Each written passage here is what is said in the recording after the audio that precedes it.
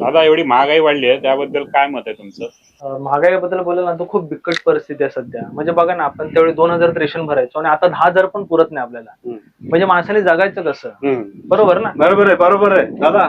पहिले 150 रुपयाला क्वार्टर भेटायची, आता तीच क्वार्टर 250 रुपये झाले. 250 रुपये कसं करायचं कसं? दादा दारू बद्दल नका बोलू, वेगळा विषय चालू आहे. विषय वेगळा.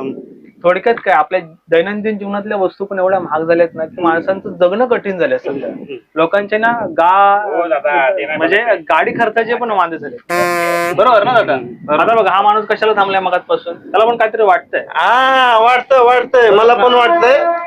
पेन आण इकडं, टाइमपास करत बसलाय, बोल बचून देतोय. एवढा पेनासाठी थांबलो होता काय? मला वाटतं दादा काहीतरी सांगा महागाईबद्दल. महागाई झाली तर राहून दे.